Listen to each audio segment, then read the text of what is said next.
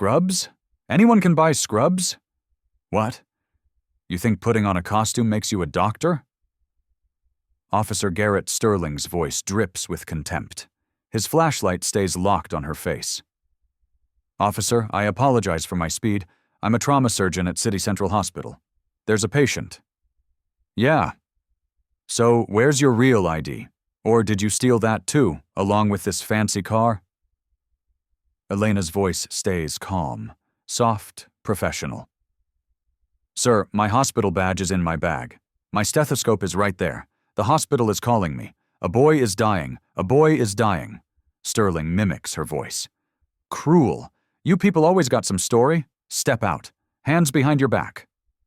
Miller pulls out handcuffs. 10:52 p.m. In 3 hours, Sterling will stand in front of his police chief and hear the 5 words that end his career. But right now, he has no idea who he's arresting. 3 hours earlier, Elena Vance pulls off her scrubs in the hospital locker room. 14 hours on her feet. 3 surgeries, 2 saves, 1 loss that still stings. Dr. Sarah Jenkins leans against the doorway. Go home, Elena. You've been here since 6 a.m. Elena rubs her neck. Just finishing notes. David's in a council meeting anyway. She doesn't say her husband's full title. Police Chief David Vance. They learned in Chicago to keep that quiet. Too many whispers, too many assumptions. A black woman doctor married to a white cop climbing the ranks. People talked. They still do. Elena texts him, heading home. How's the meeting? 3 dots appear then. Rough. They want me to delay body camera implementation. I'll be late. She drives home. 15 minutes through the city. Their house sits in a quiet neighborhood. Mixed professional. The kind of place where people nod hello but don't pry. Elena showers, changes into sweats, heats up leftover Thai food, sits on the couch with her phone. She's scrolling through medical journals when her phone rings. 10:45 p.m. Dr. Jenkins. Her voice is tight. Elena, I need you back. GSW patient, 17-year-old male, massive internal bleeding. ETA 10 minutes. You're the only one who can handle this.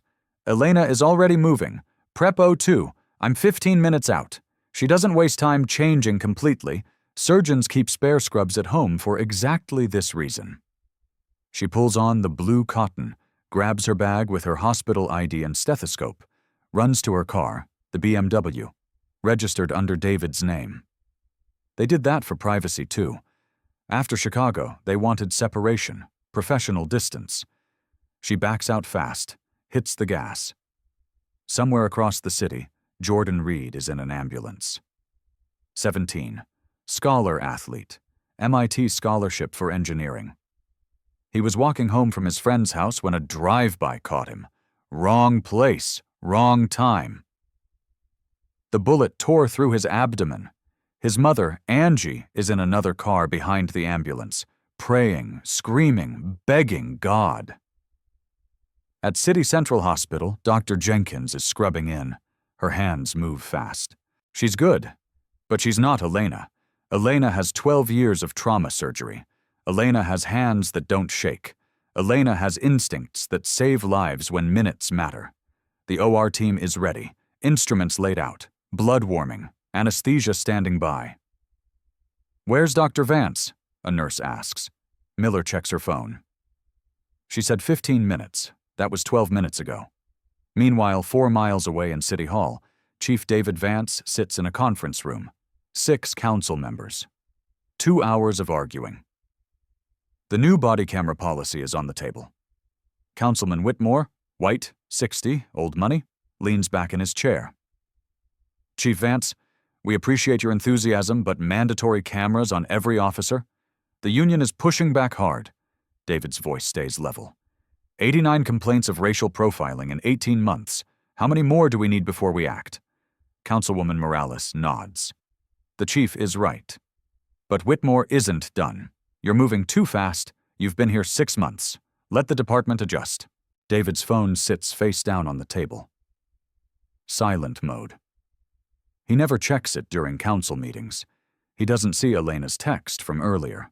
He doesn't see the incoming call from the hospital at 10:58 p.m. Back at the precinct, Officer Garrett Sterling is wrapping up his shift. 5 years on the force, 12 complaints in his file, all dismissed, all buried. He's part of the old guard, the Brotherhood, the officers who resist Chief Vance's reforms. His partner Miller is younger, quieter. He follows Sterling's lead. Always has. They're cruising Highway 40 when dispatch crackles. All units be advised. Increase in vehicle thefts in Sector 7. Multiple BMWs reported stolen this month. Suspects using fake credentials. Sterling perks up. BMWs? That's the gentrified area. Lots of doctors and lawyers are moving in. Miller nods. Makes sense. Easy targets. They drive past the hospital. City Central Hospital's lights glow in the distance. The ER entrance is busy. Friday night. Gunshots, car accidents, overdoses. Neither officer knows that inside that building a surgical team is waiting, that a mother is crying in a family room, that a teenager's blood pressure is dropping, and that the only surgeon who can save him is about to be pulled over 3 miles away. At 10:50 p.m., Elena's BMW hits Highway 40. She's doing 48 in a 40 zone. Not reckless, but fast, focused. Her mind is already in the OR. She's running through the procedure. GSW to the abdomen, likely liver or spleen, maybe both. She'll need to control the bleeding first, then assess damage, then repair. She sees the yellow light ahead. It's turning red. She accelerates through it. Legal barely behind her. Sterling sees the BMW, sees it run the yellow light, sees the expensive car, sees an opportunity. Let's pull them over. Miller hits the lights. Elena's heart sinks when she sees the red and blue in her rearview mirror. No, not now. Not tonight. She signals, pulls over immediately, turns on her interior light, hands on the wheel, everything by the book. She learned this from David. How to survive a traffic stop while black. Even in scrubs, even as a doctor, even as the police chief's wife, especially as the police chief's wife. Sterling approaches the driver's side. His flashlight is too bright, aggressive. He sweeps it across her face, her scrubs, her bag. He sees what he expects to see. A black woman in a nice car wearing what could be a costume. Elena keeps her voice calm. Good evening, officer. Sterling doesn't return the greeting. License and registration. She reaches slowly for her purse. I'm reaching for my wallet now. Her license is current, clean. Elena Vance, her photo, her address. The registration is in the glove box. She explains before moving. The registration is in the glove compartment. May I reach for it? Sterling nods, watches her closely. The registration reads, David Vance. And that's when everything starts to unravel. Not because Sterling recognizes the name, not yet, but because he sees a discrepancy. He sees a black woman driving a white man's car. He sees scrubs that could be fake. He sees an opportunity to be suspicious. He sees what he's been trained to see by a system, by a culture, by 28 years of living in a country that taught him who belongs where. And Elena Vance, in her mind, doesn't belong behind the wheel of a BMW at 10:52 p.m. on a Friday night, even though she does. Even though it's her car, her husband, her life, her right. But rights don't matter when assumptions take over. Elena checks the dashboard clock. 10:53 p.m. At the hospital, Jordan Reed has 7 minutes until he arrives. His blood pressure is 70/40. Falling. Dr. Jenkins checks her phone again. Where is she? And 4 miles away, Sterling is about to make the worst decision of his career. Sterling walks back to his patrol car with Elena's license and registration. Miller joins him. Black female Elena Vance. The car is registered to David Vance. Miller looks at the documents. Husband, maybe. Sterling shrugs. Or stolen or borrowed. Check this. She's wearing scrubs. Brand new, clean, no hospital smell, no ID badge visible. She could actually be a nurse or something, or she bought scrubs to look legit. Sterling types into his computer. The BMW hasn't been reported stolen. Elena's license is clean. No warrants, no priors, nothing. But Sterling's instinct tells him something is off. It's the same instinct that's gotten him 12 complaints. The same instinct that sees threat in melanin. He returns to Elena's window. 3 minutes have passed. Ms. Vance, this vehicle is registered to David Vance. What's your relationship to him? Elena's jaw tightens. Stay calm, stay professional. He's my husband, an officer. That's our family car. Your husband? And where is he right now? He's at work. At 11 p.m. Sterling's voice drips skepticism. Yes, sir, he works late. She doesn't say what David does. Doesn't say police chief. That card isn't hers to play. Not like this. Not when she needs to be believed as Dr. Vance, not Mrs. Vance. Uh-huh. And you're wearing scrubs because I'm a trauma surgeon at City Central Hospital. I received an emergency call. There's a patient, a trauma surgeon. Sterling cuts her off. You got an ID for that? Yes. In my bag on the passenger seat. Don't move. I'll get it. He opens the passenger door, pulls out her bag, dumps the contents onto the seat. Her hospital badge falls out. Photo ID. Dr. Elena Vance, Chief of Trauma Surgery. Her stethoscope is there too. The expensive kind. Littman Cardiology 4, $300. Sterling holds up the badge, studies it under his flashlight. This could be fake. Elena's patience cracks just slightly. Sir, it's real. You can call the hospital. My colleague is waiting for me. A 17-year-old boy. A lot of people can make fake badges these days. Real professional looking. Her phone rings. The car's Bluetooth picks it up automatically. Dr. Jenkins' voice fills the car through the speakers. Elena, where are you? He's crashing. Blood pressure is 60/30. I need you now. Elena lunges for her phone. Sterling's hand shoots out. Don't touch that. That's my colleague. That's the hospital. I need to... Hands on the wheel. Elena's voice rises. She can't help it. Officer, please. A child is dying.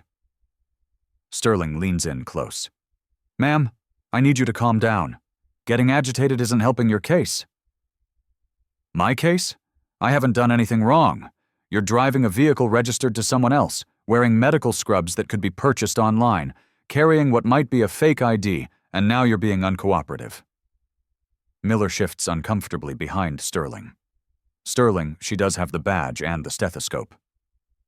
Sterling ignores him. Step out of the vehicle. Why? I've given you everything by... I said step out now or I'll remove you myself. Elena's hands shake as she unbuckles her seatbelt. She steps out onto the shoulder. Traffic passes. A few cars slow down. Someone's phone is up. Recording. Sterling guides her to the back of her car. Put your hands on the trunk. Officer, please just call the hospital. Ask for Dr. Sarah Jenkins. She'll confirm. Hands on the trunk. Elena complies. Her scrubs rustle in the night wind. The fabric is thin. She's cold. Or maybe she's just terrified. Miller searches the car. He finds medical journals in the back seat, subscriptions with her name, a white coat draped over the passenger headrest. Her name is embroidered on it. Dr. Elena Vance, Chief of Trauma Surgery. He brings it to Sterling. She's got all this stuff, man. Journals, the coat. It all has her name. Sterling examines the coat, holds it up. Could all be faked. Identity theft is sophisticated now. A car pulls over behind them. A black man in his 50s gets out. Officers, is there a problem? That's Dr. Vance. I recognize her from the hospital. Sterling turns. Sir, return to your vehicle. This is police business. But I'm telling you, she's a doctor. She saved my daughter last year. Sir, I will not ask again. Leave or you'll be charged with obstruction. The man hesitates, pulls out his phone, starts recording. Sterling's face hardens. Miller, get these people out of here. 2 more cars have stopped. More phones. More witnesses. And Elena stands with her hands on her trunk wearing scrubs with her credentials scattered across her passenger seat. At City Central Hospital, Jordan Reed's heart rate is spiking. Erratic. Dr. Jenkins is shouting orders. The clock reads 11:02 p.m. Sterling pulls out his handcuffs. The handcuffs click around Elena's wrists. Cold metal tight behind her back. She's never been arrested before. Never even had a speeding ticket. And now she's standing on Highway 40 in scrubs with her hands bound while a teenager bleeds out. You're under arrest for suspicion of vehicle theft, possession of fraudulent identification, and obstruction of justice. Elena's voice breaks. Obstruction?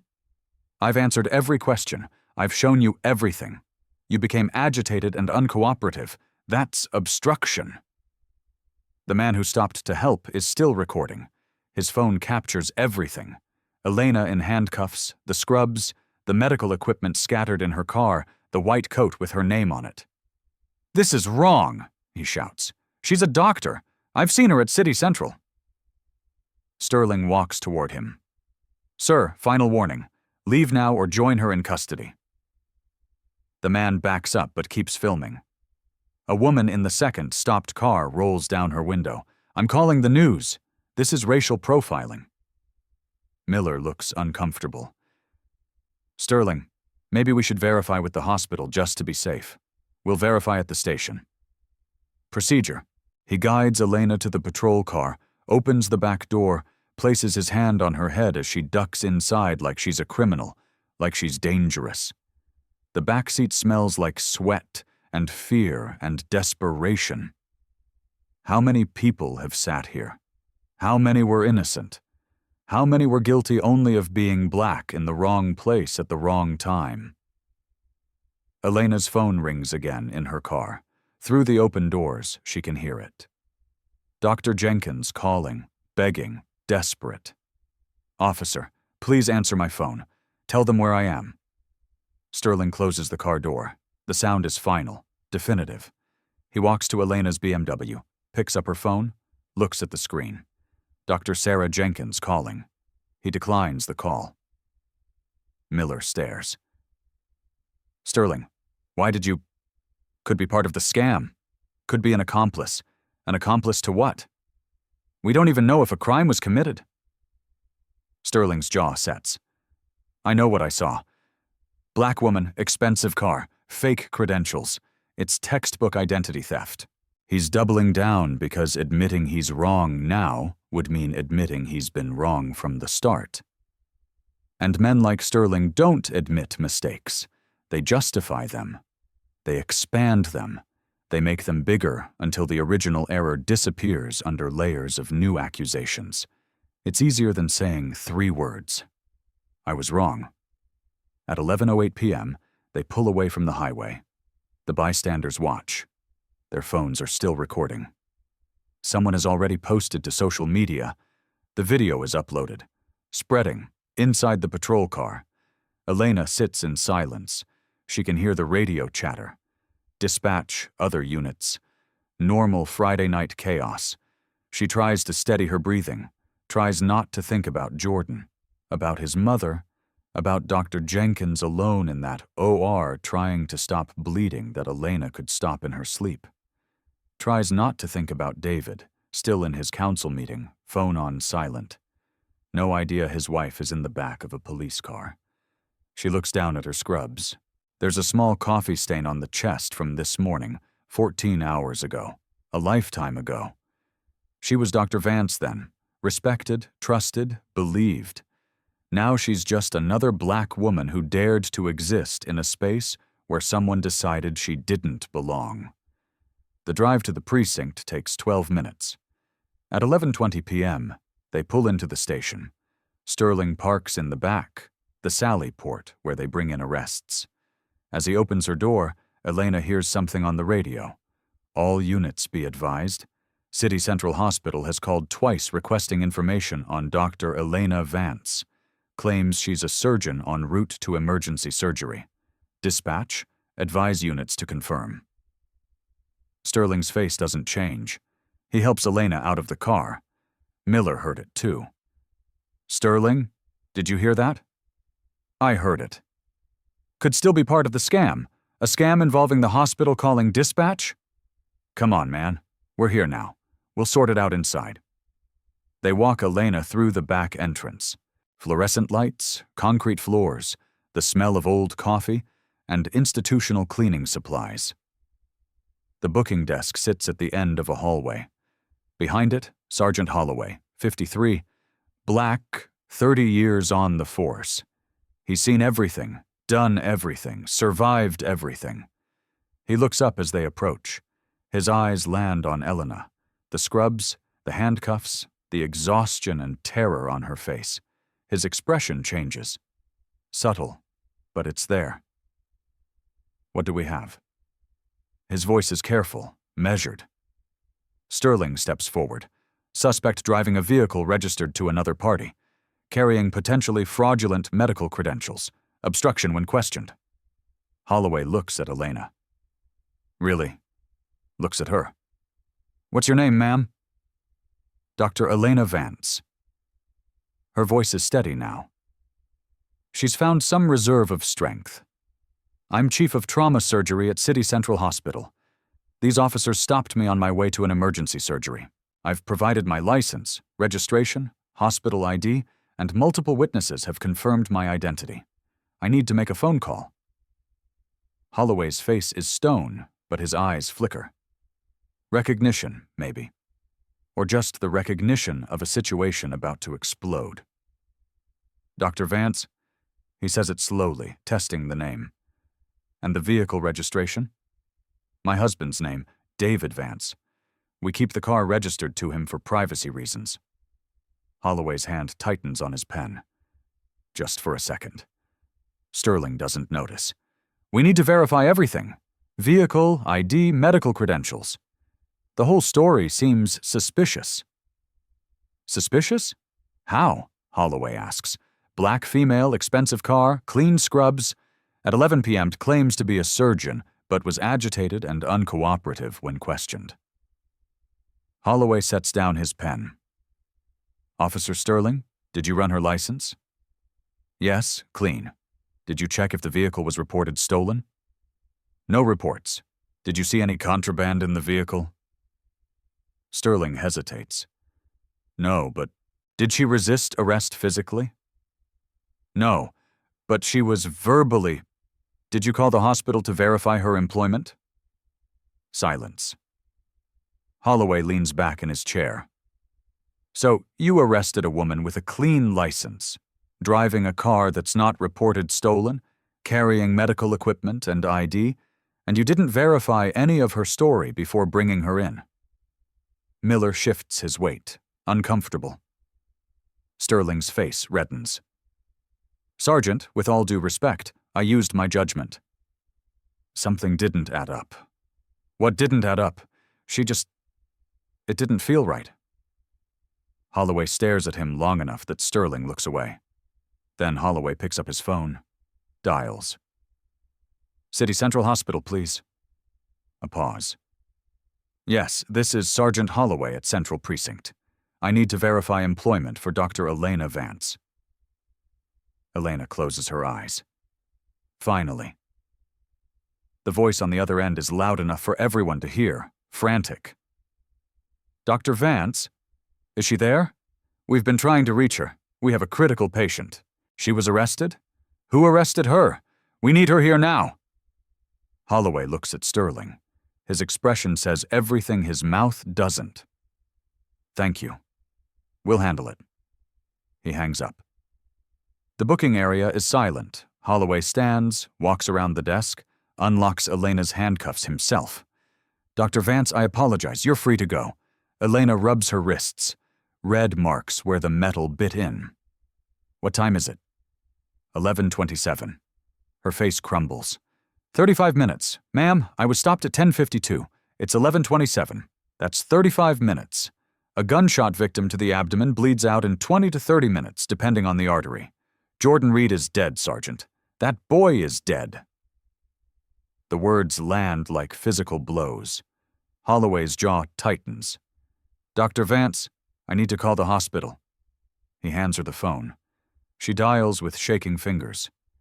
Dr. Jenkins answers on the first ring. "Elena?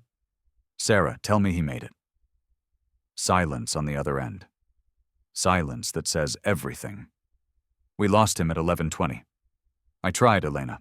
I tried everything, but I couldn't find the bleeder fast enough. I needed you." Elena's knees buckle. Holloway catches her, guides her to a chair.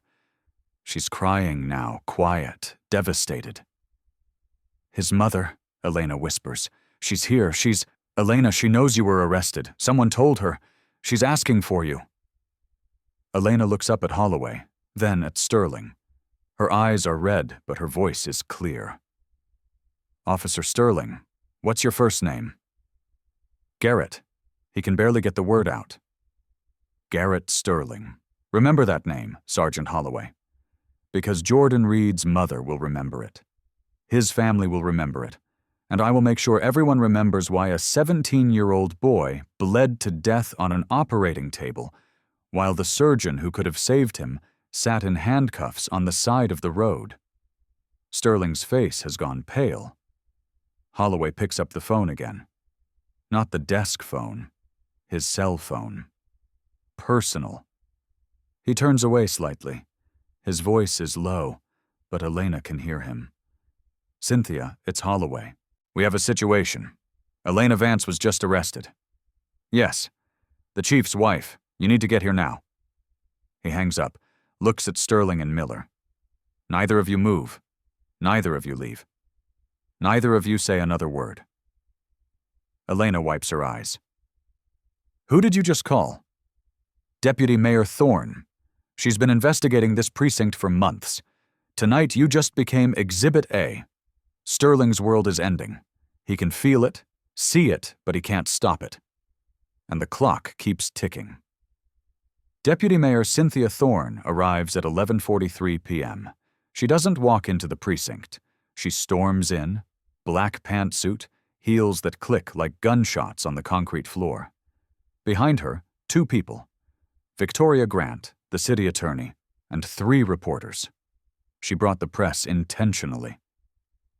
Holloway meets her at the entrance. "Deputy Mayor." "Where is she?"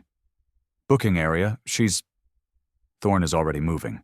She sees Elena sitting in a chair, still in scrubs, red marks on her wrists, tear-stained face, the perfect picture of injustice. The reporter's cameras start clicking.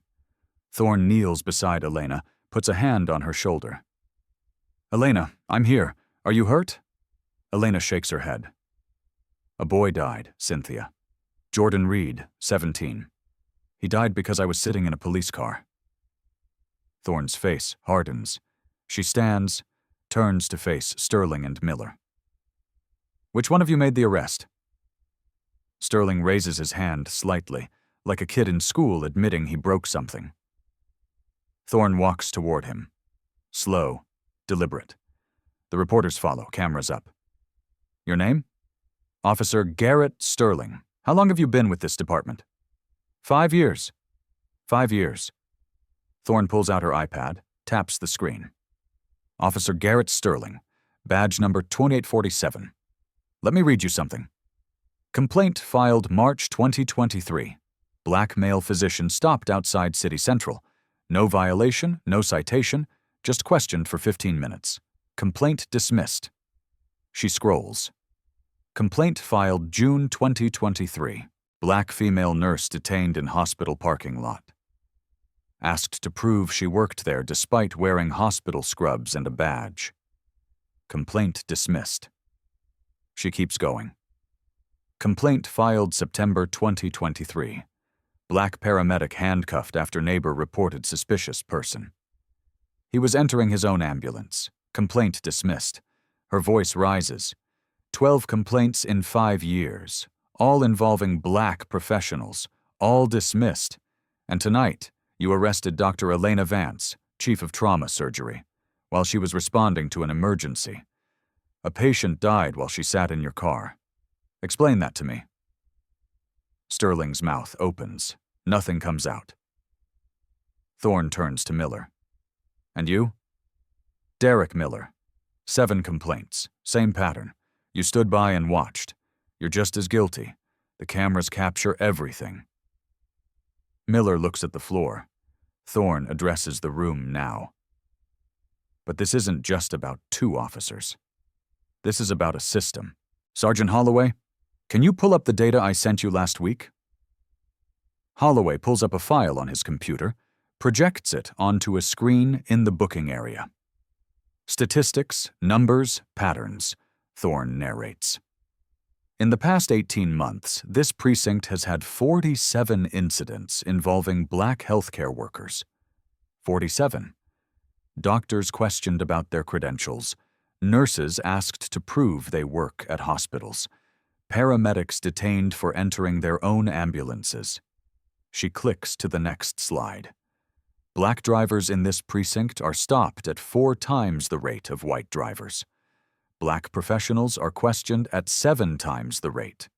And in 100% of cases where black medical personnel were detained, the officers involved were part of the same union faction resisting Chief Vance's reforms. Sterling's face drains of color. Thorne isn't done. Officer Sterling, when you saw Dr. Vance, what was your first thought? I saw someone driving a car registered to another person, and if she'd been white, would you have assumed theft? Silence. If a white woman in scrubs told you she was a surgeon, would you have believed her? More silence. If a white woman presented hospital ID, stethoscope, medical journals, and had a colleague calling to confirm her identity, would you have arrested her? Sterling's voice is barely audible. I don't know. You don't know. Or you do know, and you don't want to say it. The booking area door opens. Everyone turns. Chief David Vance walks in. He's in full dress uniform, every inch the police chief. His face is carved from stone. His eyes scan the room. They land on Elena. For a moment, his composure cracks. Just a moment. His jaw tightens. His hands clench. Then he rebuilds the wall. Professional. Cold. Controlled. He walks past Thorne, past the reporters, past Holloway, directly to Elena. He doesn't say anything, just looks at her, checking for injuries, for damage, for breaks. Elena nods slightly. I'm okay. David exhales. Then he turns to face the room. The officers expect him to explode, to scream, to pull rank and destroy Sterling on the spot. He does none of those things. His voice is quiet, deadly. 6 months ago, I stood in this building and made a promise. I promised reform. I promised accountability. I promised that no one in this city would be above the law or beneath dignity. He looks at Sterling and Miller. Tonight, you made me a liar. Sterling tries to speak. Chief, I didn't know she was your wife. David's voice cracks like thunder. That's your defense? That you didn't know she was my wife? The room freezes. David steps closer to Sterling. So, if you had known she was married to me, you would have believed her. If you had known she was connected to power, would you have let her go? Sterling stammers. I just meant... I know what you meant. You meant that Dr. Vance needed to be my wife to deserve respect. She needed to be connected to me to be credible. Her medical degree wasn't enough. Her hospital ID wasn't enough. Her 12 years of saving lives wasn't enough. She needed to belong to a man with power before you'd treat her like a human being. He turns to address everyone. The reporters are writing frantically. Dr. Elena Vance shouldn't need to be the police chief's wife to be believed. She's a surgeon. She's saved over 3,000 lives. She graduated top of her class from Johns Hopkins. That should be enough. That is enough. Thorne steps forward. Chief Vance, what are the legal options here? David looks at her. They've clearly discussed this already. This is theater. Necessary theater. Deputy Mayor, what charges could these officers face? Thorne's voice is formal, prosecutorial. False arrest under color of law, civil rights violations under federal statute. If we can establish causation between the detention and Jordan Reed's death, potentially negligent homicide. Federal charges carry up to 10 years imprisonment and $250,000 in fines. They would also lose qualified immunity. Sterling's knees actually buckle. Miller catches him. David turns to Elena. Dr. Vance. Not my wife, not Mrs. Vance. Dr. Vance, what do you want? This is the moment, the power shift, the reversal. Elena stands. She's still in scrubs, still has marks on her wrists, but she's not a victim anymore. She's a force. I want their badges. Sterling makes a sound, almost a whimper. Elena continues. Her voice is steel. I want their pensions. I want them to understand what it feels like to have your career questioned because of your skin color. She steps toward Sterling. He actually backs up. I want every officer in this department to undergo mandatory implicit bias training. Not optional. Mandatory every month. She's not yelling. She doesn't need to. Her words carry more weight than screaming ever could. I want body cameras on every officer, active during every interaction. I want a civilian review board with real power to discipline. I want the 47 cases Deputy Mayor Thorne mentioned reinvestigated. She turns to David. And I want it on record that I'm asking for this as Dr. Elena Vance, Chief of Trauma Surgery at City Central Hospital.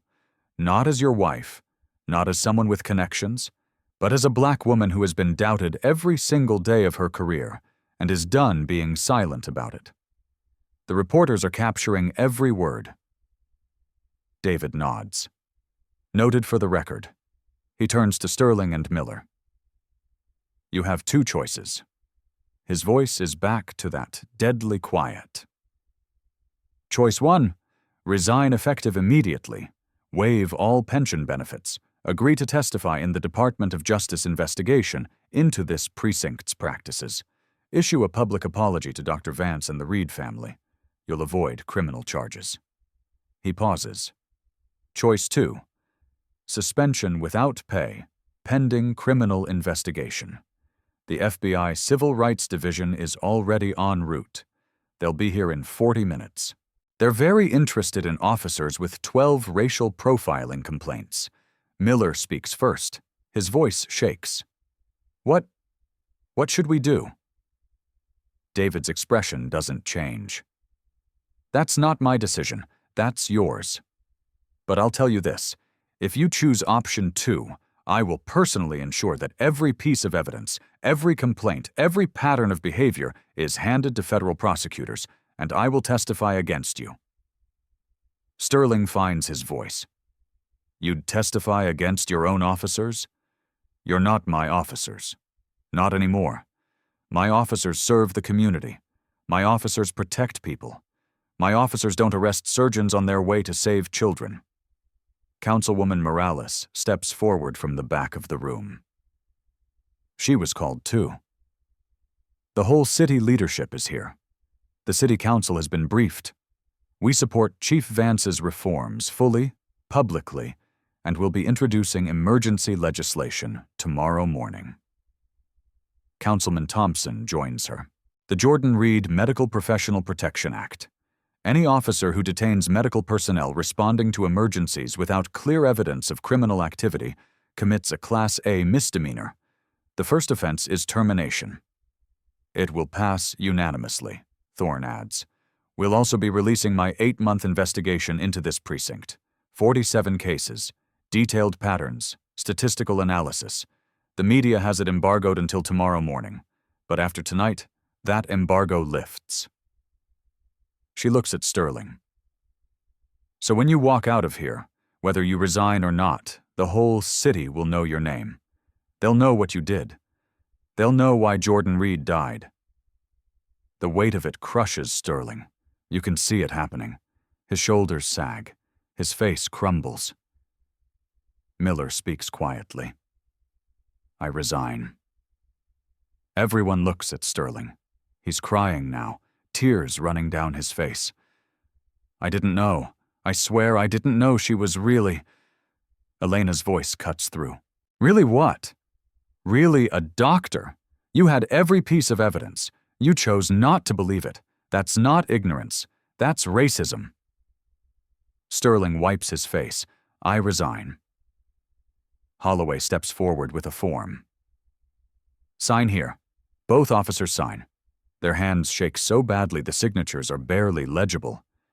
Holloway takes their badges, their guns, their police identification. The stripping of authority is physical, visible, final. As Sterling hands over his badge, Elena steps close to him. Close enough that he has to look at her. Look at my necklace. He looks down. A thin gold chain, a ring hanging on it, engraved on the band. Evie Pulstivi. I was wearing this the whole time. My wedding ring.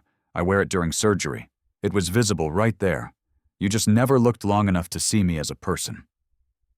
Sterling's face contorts. I'm sorry, I'm so sorry.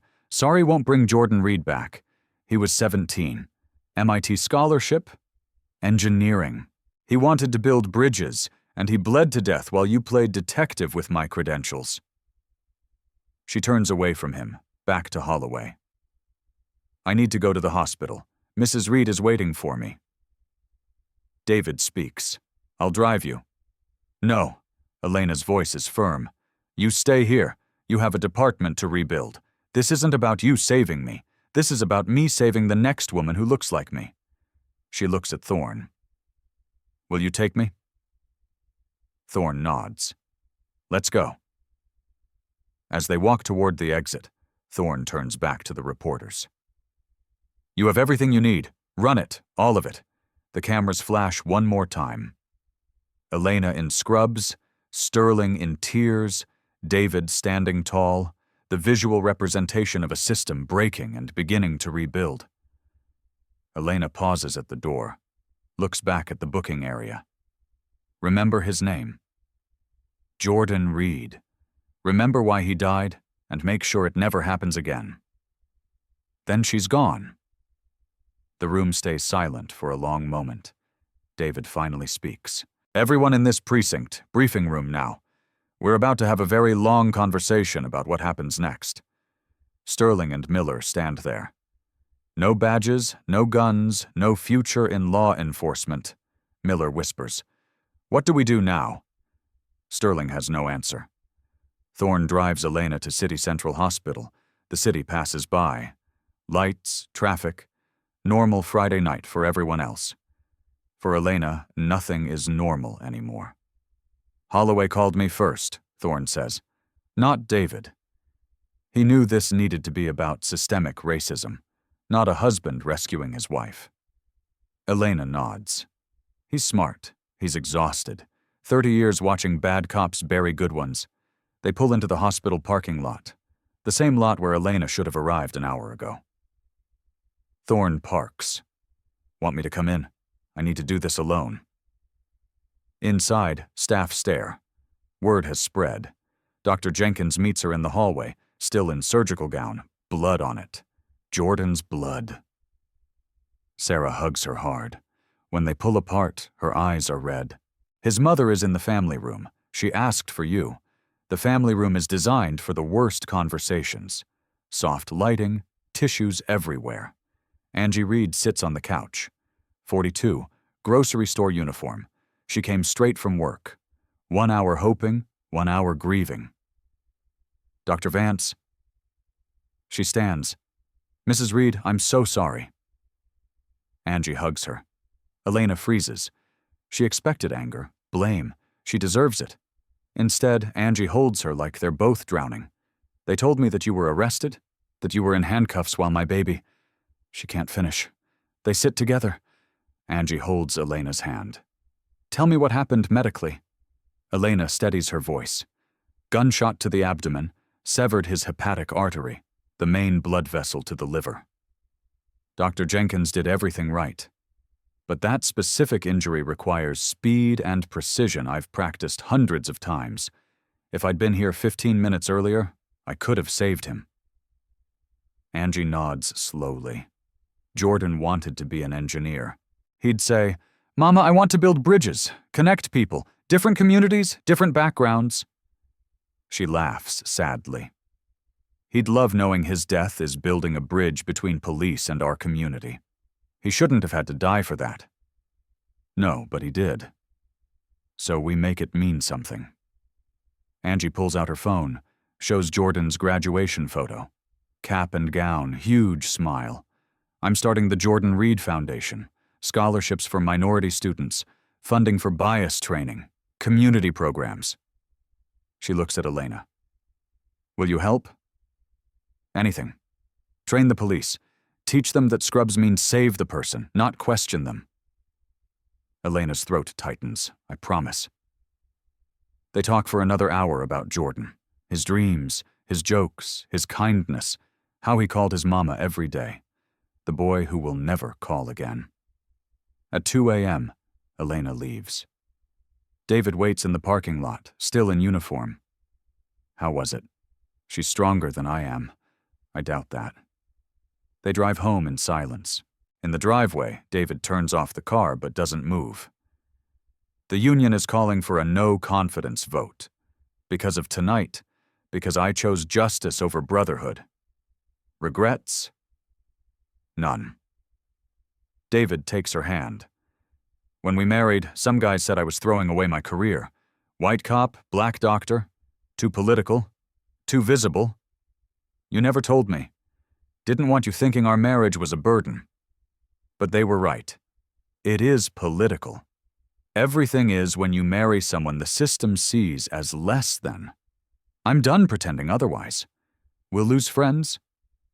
Then they weren't friends. Inside, David makes tea. Elena changes out of her scrubs. She'll never wear them again. They're evidence now. She comes down in sweats and David's old academy shirt. The irony isn't lost on them. Kitchen table tea processing. What happens now? Elena asks. David shows her his phone. News alert. Doctor arrested while responding to emergency. Patient dies.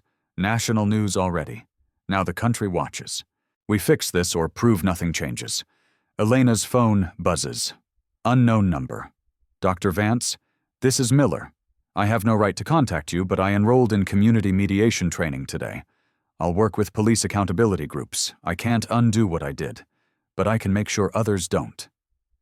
Sorry will never be enough, but I'll spend my life proving I can be better. Elena shows David. 1 out of 2. He says 50%. Better than 0. Sterling. Sterling will die believing he was right. Some people can't be saved. David walks to the window. In the morning, press conference. You, me, Thorne, and Mrs. Reed. We announce everything. Body cameras, review board, Jordan Reed Act. The union will fight. Let them. I'll win or lose doing what's right.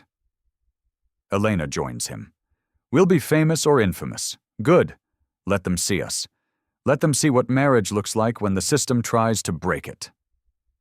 3 weeks later, City Hall steps. Press conference.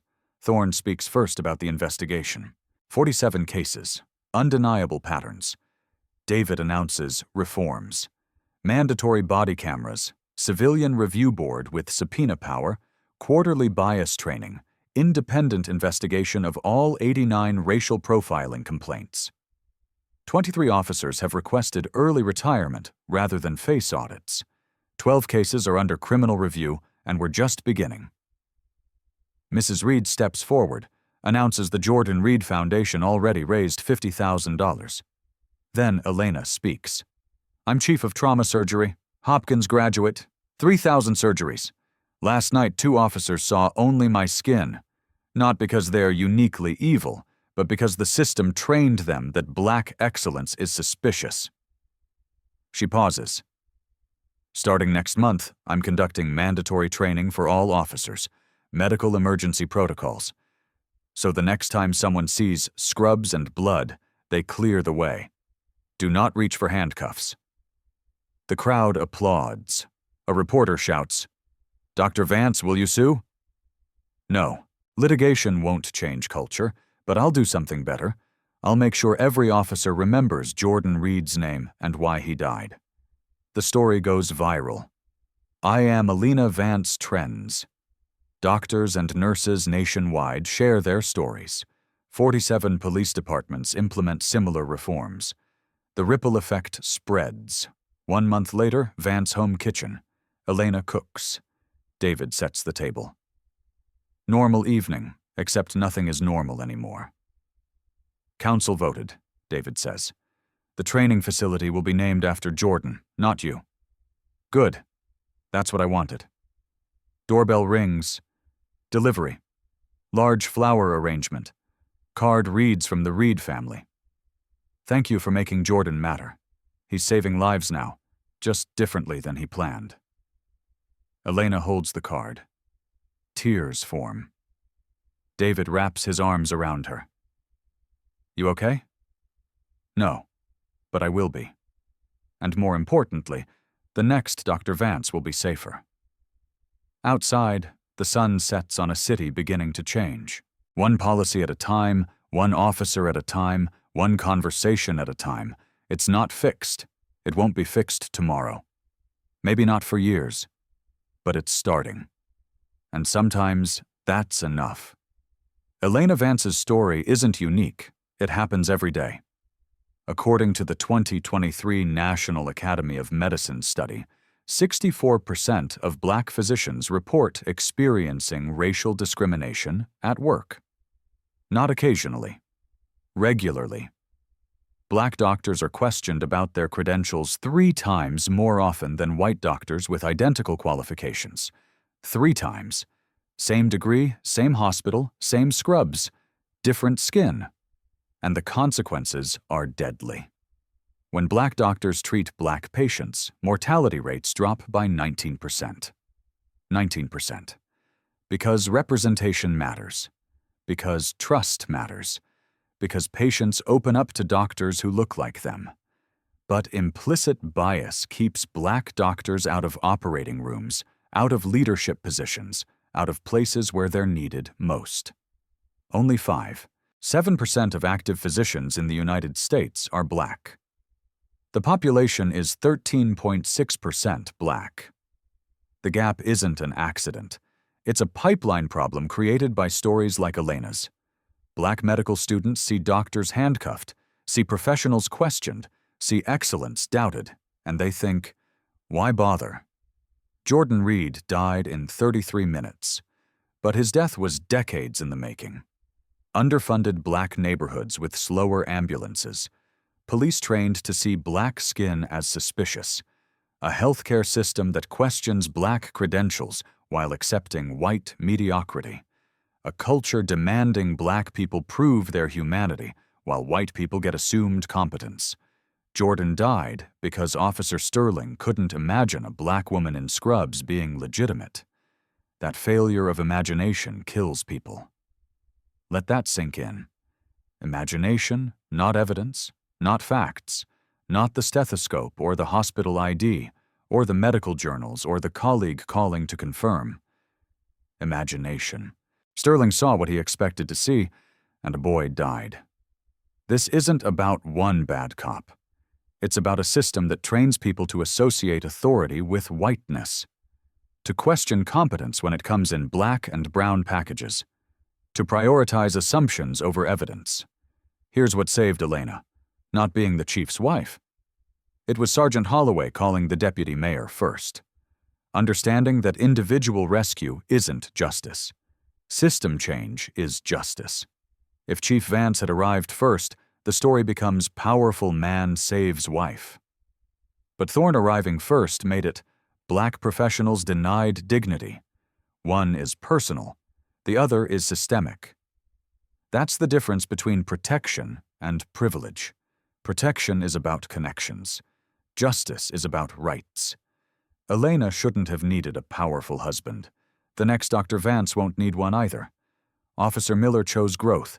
He enrolled in training. He works with accountability nonprofits now. He'll spend his life making sure other officers don't make his mistake. Officer Sterling chose bitterness. He left law enforcement believing he was right. Some people would rather protect their ego than their community. The message, accountability isn't punishment. It's an invitation to be better. Miller accepted the invitation. Sterling refused it. We can't save everyone, but we can make the cost of remaining Sterling so high that more people choose to become Miller. So, what do? If you work in healthcare and you've experienced this, document it, report it, share it. Your silence protects a system that kills patients. Use the hashtag #IOAmelinaVance. Tag your hospital. Demand changes. If you wear a badge, the next time you see someone who doesn't match your unconscious image of professional, pause. Ask yourself, am I doubting evidence or doubting skin color? Your split-second assumptions have life or death consequences. To the good cops watching, your silence is complicity. When your colleague profiles someone, speak up. When someone questions a doctor in scrubs, intervene. Courage isn't optional. If you've witnessed profiling, film when safe. Your phone is accountability. Call your city council. Demand civilian review boards with real power. Vote for district attorneys who prosecute police misconduct. Support the Jordan Reed Foundation. Scholarship money is justice money. Teach your children that authority comes in all colors. If they're surprised by a black doctor, you failed them. Go back to the beginning of this story. Watch Sterling's face when he says scrubs can be bought for $20. That's not caution. That's contempt. Watch how he dismisses every piece of evidence. That's implicit bias in action. Jordan Reed died at 11:20 p.m. His mother identified his body at 2 a.m. She'll never hear him laugh again. Never see him graduate. Never watch him build the bridges he dreamed of. All because Sterling couldn't believe a black woman in scrubs. How many more Jordan Reeds? How many more Elenas are arrested for excellence? Next time you see someone who doesn't look like your image of doctor or lawyer or executive, will you question them or will you question yourself? Because one of those questions saves lives. The other ends them. Share this story.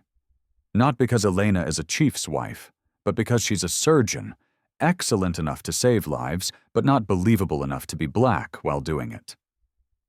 Comment your story below. Tag a black professional you respect. Subscribe if you believe systems can change. Let's make Elena Vance the last person arrested for being too qualified to be believed. Jordan Reed wanted to build bridges. Instead, he built a movement. What will you build? At Black Voices Uncut, we don't polish away the pain or water down the message. We tell it like it is because the truth deserves nothing less. If today's story spoke to you, click like, join the conversation in the comments, and subscribe so you'll be here for the next.